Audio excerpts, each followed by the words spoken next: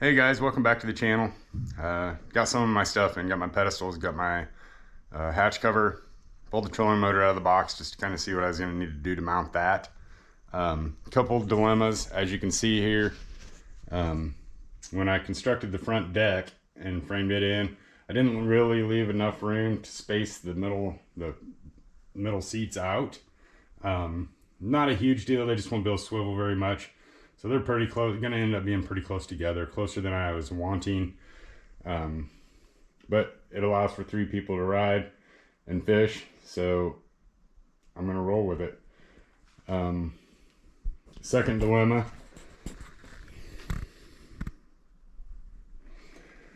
I got the measurements for my hatch cover and opening off of the ad on Amazon for my hatch. They are not very accurate. A whole lot of movement in here. So I think what I'm going to do, instead of just redoing the whole thing, obviously I don't want to do that, I'm going to put another 2x on this side, a 2x on that side. Should come pretty close to filling in those gaps, and then I'm probably going to just unscrew this and slide it back to make the front and back. I want to be able to screw through this hatch cover opening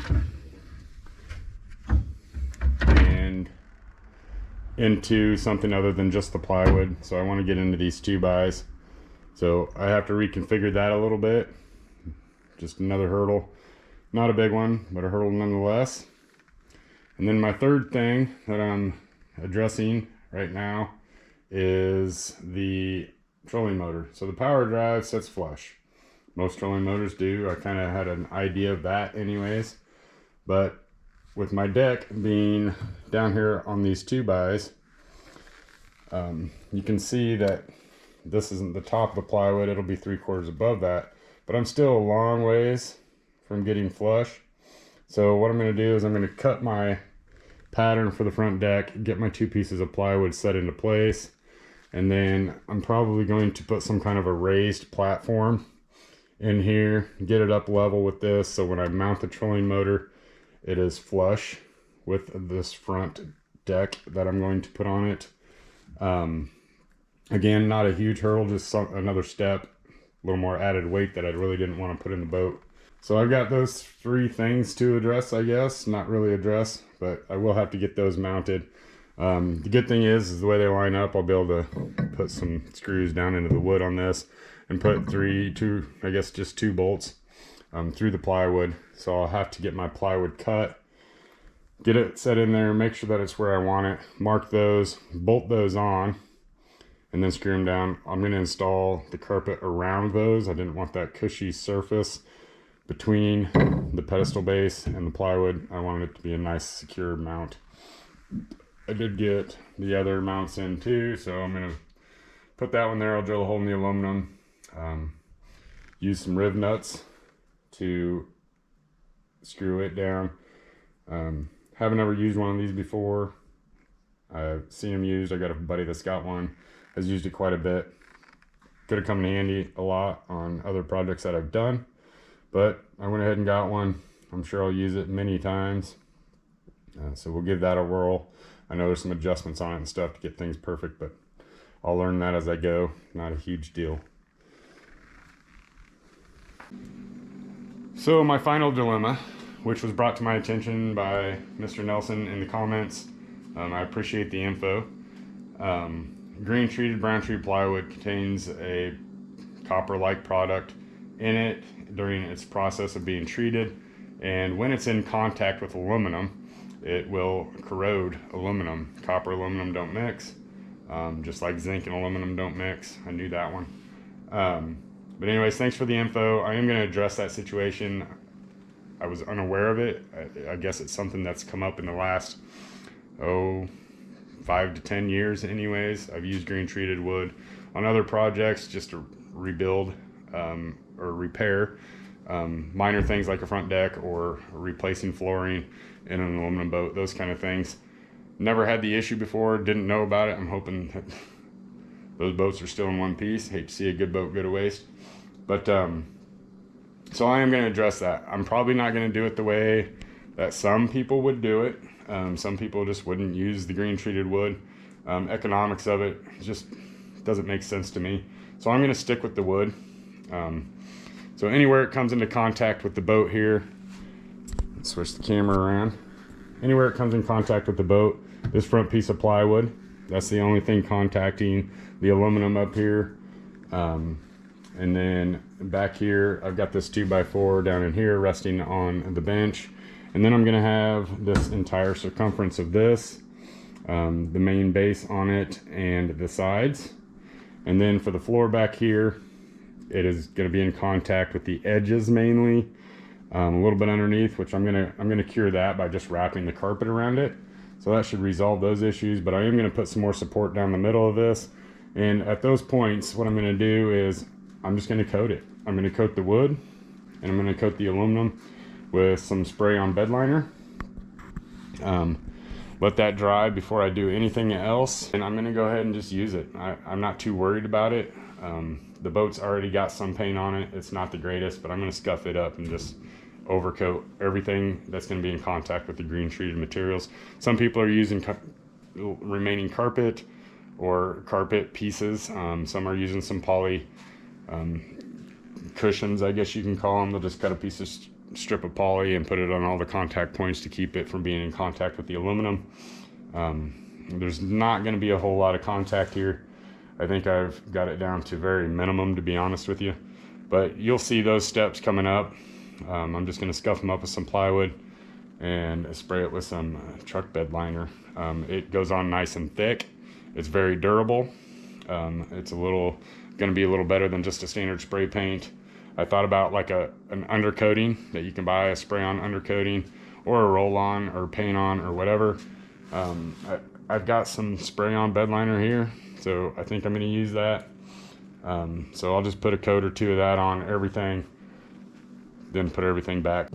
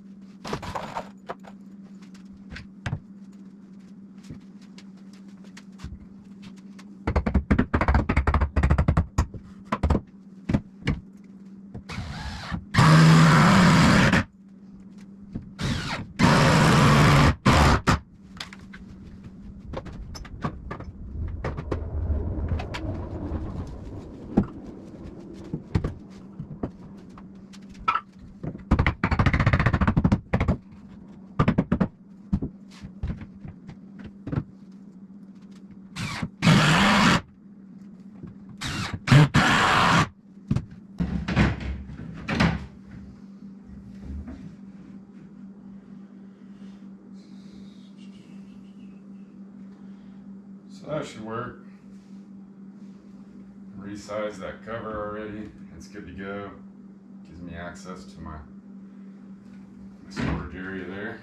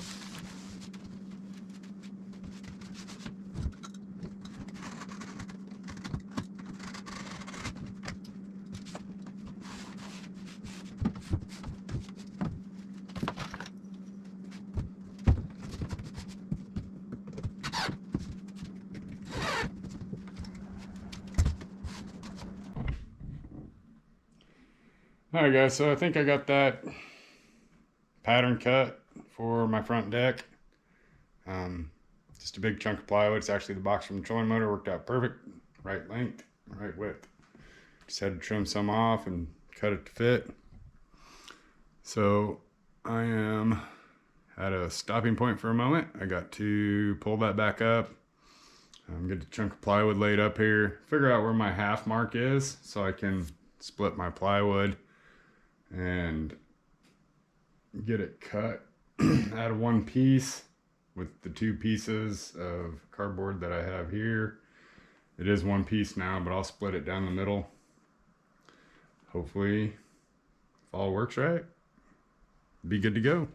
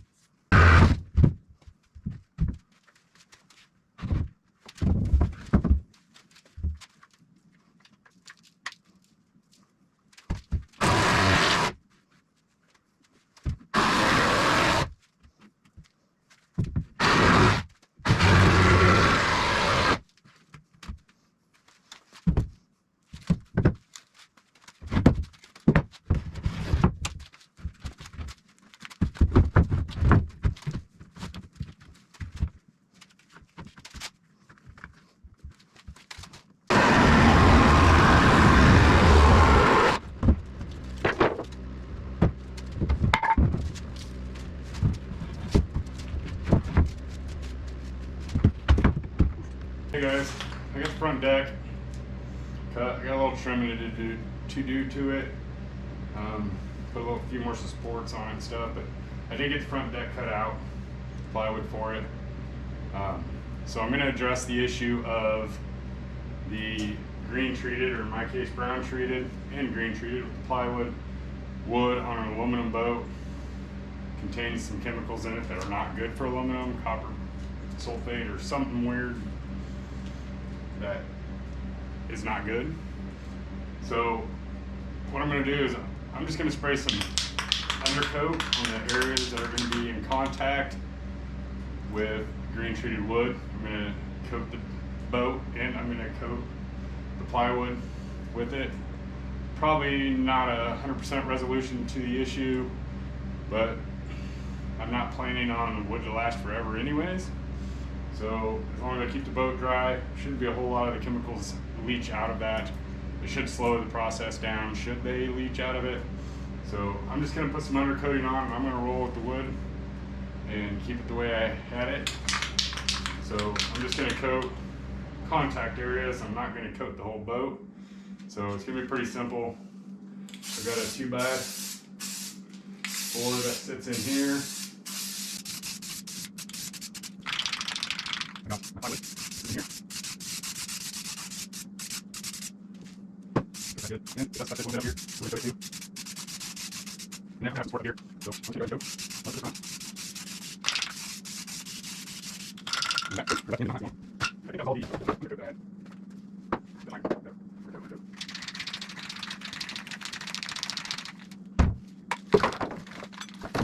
So let me support forward. My deck is in this area. So I'm just going to go ahead and go get it all.